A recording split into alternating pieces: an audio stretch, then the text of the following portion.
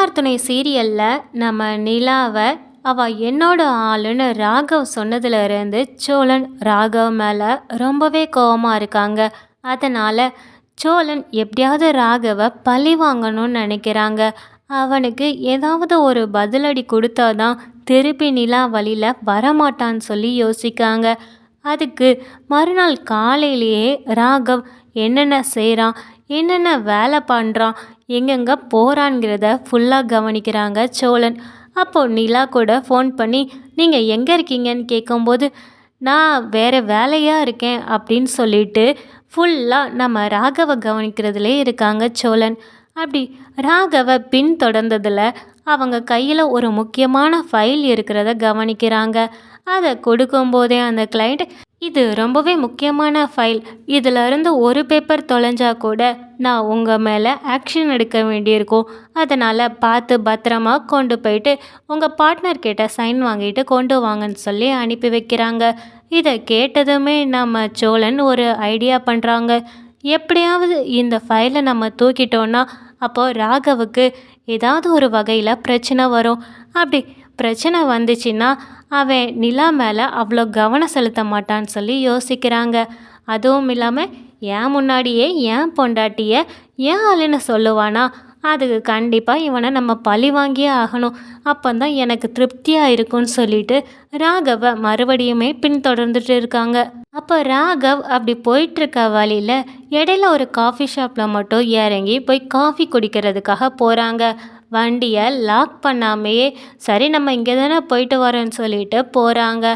அதுதான் நல்ல சந்தர்ப்பம்னு சொல்லிட்டு நம்ம சோழனும் காரை தூரமாக விட்டுட்டு மூஞ்சில் ஒரு ஸ்கட்சிஃப் எடுத்து கட்டிக்கிறாங்க.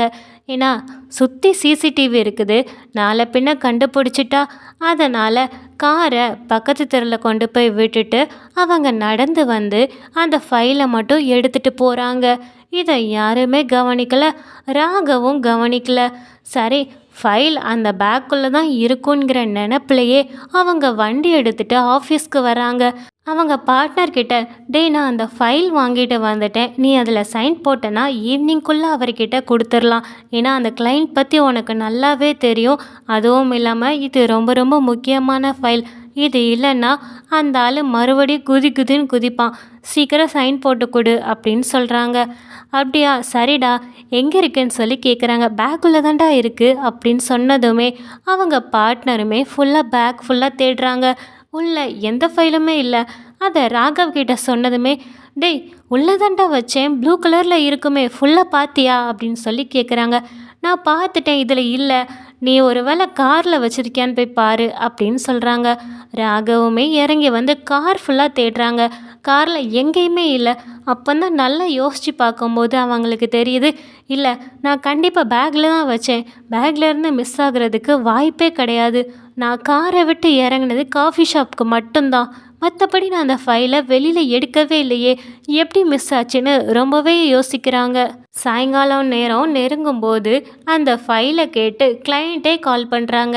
ஏப்பா நீ இந்த மாதிரி ஃபைல் வாங்கிட்டு போன, உன் பார்ட்னர்கிட்ட சைன் வாங்கிட்டே எப்படி, அது முக்கியமான ஃபைல், சீக்கிரம் கொண்டு வந்து கொடுன்னு சொல்கிறாங்க. இல்லை சார் நான் இன்னும் 1 ஹவரில் கொண்டு வந்துடுறேன் அப்படின்னு சொல்லிட்டு மறுபடியுமே அவங்க ராகவ் எங்கெங்கே நின்று வந்தாங்களோ அந்த இடத்துல எல்லாத்துட்டையுமே போய் செக் பண்ணுறாங்க. இங்கே ஏதோ நான் ஃபைலை மிஸ் பண்ணிட்டேனான்னு சொல்லி அந்த காஃபி ஷாப்லேயும் போய் கேட்குறாங்க. ஆனால் எங்கேயுமே இல்லைன்னு சொல்லியுமே அதுக்கப்புறம் ஆஃபீஸ்லேயுமே வந்து ஏதாவது இடத்துல இருக்கான்னு சொல்லி தேடுறாங்க. அப்போது நிலா கூட, என்ன ராகவ் தேடுறீங்க, நீங்கள் மதியத்துலேருந்தே கொஞ்சம் சரியில்லையே, என்னாச்சுன்னு சொல்லி விசாரிக்கிறாங்க. இல்லை கிளைண்ட் ஆஃபீஸ்லேருந்து நான் ஒரு ஃபைல் வாங்கிட்டு வந்திருந்தேன், அது ரொம்பவே முக்கியமான ஃபைல், அதை நான் எங்கே வச்சேன்னு தெரியலை, அதுவும் இல்லாமல் நான் வரும்போது கண்டிப்பாக அதை கொண்டு வந்தேன் தான், எப்படி மிஸ் ஆச்சுன்னு தெரியலன்னு சொல்லி ஆஃபீஸ் ஃபுல்லாக தேட சொல்கிறாங்க. அப்படி தேடியுமே அந்த ஃபைல் கிடைக்கல.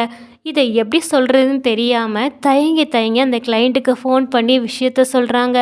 இதை கேட்ட கிளைண்ட்டுமே, என்னடா விளையாடுறியா, உன்னை நம்பி நான் அந்த ஃபைலை கொடுத்தா நீ இப்படி கேர்லெஸ்ஸாக பதில் சொல்கிற, இன்னும் 1/2 மணி நேரத்தில் எனக்கு அந்த ஃபைல் என் கையில் வந்தாகணும், இல்லைன்னா நான் என்ன செய்வேன்னு எனக்கே தெரியாதுன்ட்டு ஃபோனை கோவமாக வைக்கிறாங்க. அப்படி இருந்துமே ராகவ் எல்லா பக்கமும் தேடி நேராகவே அந்த கிளைண்ட் கிட்ட போய் பேசுகிறாங்க. இந்த மாதிரி காணும்னு சொல்லிட்டு அதுக்கு அந்த கிளைண்ட்டுமே, அது எப்படிடா உன் கார்லே தான் வச்சு கொண்டு போவியாம், ஆனால் எப்படி தொலைஞ்சதுன்னே தெரியாதுன்னு சொல்லுவியாம், என்ன என்னோட இடத்த நீயே ஆட்டைய போடலான்னு நினச்சி அந்த ஃபைலை திருடிட்டியா அப்படின்னு சொல்லி ரொம்பவே வார்த்தையை விடுறாங்க. அதுக்கு ராகவுமே, சார் இதை அஃபிஷியலாக கொண்டு போகலாம், நான் இதை வேணும்னு செய்யவே இல்லை, அதே மாதிரி அது எப்படி தொலைஞ்சதுன்னு எனக்கு தெரியலைன்னு சொல்கிறாங்க. சரி இப்போ உனக்கு தெரியலை அப்படி தானே அப்படின்னு ரொம்பவே கோவப்பட்டு, நான் இதை அஃபிஷியலாகவே கொண்டு போகிறேன், இதை எங்கே பார்க்கணுமோ நான் அங்கே பார்த்துக்கிறேன் அப்படின்னு சொல்லிட்டு ராகவ் மேலே போலீஸ் கம்ப்ளைண்ட் கொடுக்குறாங்க. இந்த மாதிரி என்னோட ஃபைலை வாங்கிட்டு போய் தொலைச்சிட்டான்னு சொல்லிட்டு போலீஸுமே அந்த விசாரணையை எடுத்து நம்ம ராகவ் கிட்ட போய் விசாரிக்கிறதுக்காக போகிறாங்க. அப்போ ராகவுமே நான் எடுக்கலைன்னு தான் சொல்கிறாங்க. சரி அது எதுவாக இருந்தாலும் நீங்கள் போலீஸ் ஸ்டேஷன் வந்து பதில் சொல்லுங்கள் அப்படின்ட்டு ராகவை கூப்பிட்டு போகிறாங்க. இதை பார்த்த நிலா, இப்போ எதுக்கு ராகவை கூப்பிட்டு போகிறீங்க, அவங்க நிஜமாவே தொலைக்க தானே செஞ்சுருக்காங்க, அது எங்கன்னு நீங்கள் தேடுறது தானே போலீஸோட வேலை, அது தெரியாமல் இவங்கள நீங்கள் அரெஸ்ட் பண்ணிட்டு போகிறீங்க அப்படின்னு நிலா கேட்குறாங்க. அதுக்கு போலீஸுமே, ஏம்மா இது நிஜமாவே அவங்க தொலைச்சாங்களா இல்லை வேணும்ன்ட்டு அவங்க எடுத்து வச்சுட்டு நாடகம் ஆடுறாங்களான்னு தெரிய வேண்டாமா, அதனால் நாங்கள் இவங்கள விசாரிக்க தான் வேணும் அப்படின்னு சொல்லிட்டு ராகவ் கையில் விலங்கு மாட்டி வெளியில் கூட்டிகிட்டு போகிறாங்க. அப்போ சோழனுமே ஆஃபீஸ் வாசலில் தான் இருக்கிறாங்க. ராகவை இப்படி அரெஸ்ட் பண்ணிட்டு போகிறத பார்த்த சோழன் ரொம்பவே சந்தோஷப்படுறாங்க. என்னடா தானாகவே ரூட் கிளியர் ஆகுது போலையே அப்படின்னு மனசுக்குள்ளேயே நினச்சிட்டு நம்ம நிலா கிட்ட போய், ஆமாம் என்ன விஷயம், உங்கள் பாஸ் இதுக்கு அரெஸ்ட் பண்ணிட்டு கூப்பிட்டு போகிறாங்கன்னு சொல்லி கேட்குறாங்க. அவர் ஒரு ஃபைலை தொலைச்சிட்டாரு அப்படின்னு சொல்கிறாங்க. இதை கேட்டதுமே சோழனுக்கு தலையில் இடி இறங்கின மாதிரி ஆகுது. ஏன்னா அந்த ஃபைலை எடுத்து வச்சதே நம்ம சோழன் தான். இது தெரியாமல் நிலா சோழன்கிட்டேயே எல்லா விஷயத்தையுமே சொல்கிறாங்க. ஆமாம் ஒரு ஃபைலை தொலைச்சதுக்கா இப்படி அரெஸ்ட் பண்ணி கொண்டு போகிறாங்க அப்படின்னு நம்ம சோழன் கேட்குறாங்க. ஆமாம் அது ரொம்பவே முக்கியமான ஒரு ஃபைல், அதுவும் ஒரு பெரிய மினிஸ்டர் கிளைண்ட்டுக்குள்ளது. ஒரு சைன் வாங்குறதுக்காக ராகவ் அதை இங்கே எடுத்துகிட்டு வந்திருந்தாரு. வர வழியில் எங்கேயோ தொலைச்சிருக்காரு, அது எங்கன்னு அவருக்கே தெரியலை. ஐயோ பாவம், அவரை வர இப்போ அரெஸ்ட் பண்ணிட்டு போயிட்டாங்க, நான் என்ன பண்ணுறதுனே தெரியலைன்னு சொல்லி நிலா ரொம்பவே அதிர்ச்சியாகி அதே மாதிரி ரொம்ப கஷ்டப்படுறாங்க.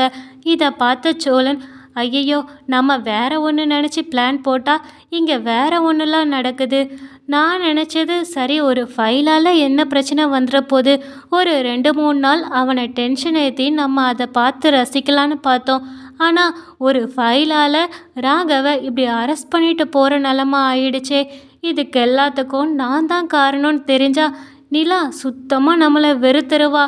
இப்போ வேற அவனை அரெஸ்ட் பண்ணிட்டு போகிறதுனால அவனை பார்த்து பரிதாபப்படுறா. மொத்தமாக நிலா ராகவ் பக்கம் திரும்பிட்டானா என் நிலைமை என்னாகும்னு சொல்லி மொழி பிதுங்கி நிற்கிறாங்க சோழன். செய்ய வேண்டிய எல்லாத்தையுமே செஞ்சுட்டு லாஸ்ட்டு நான் என்னடா பண்ணேங்கிற மாதிரி நம்ம சோழன் யோசிக்கிறாங்க.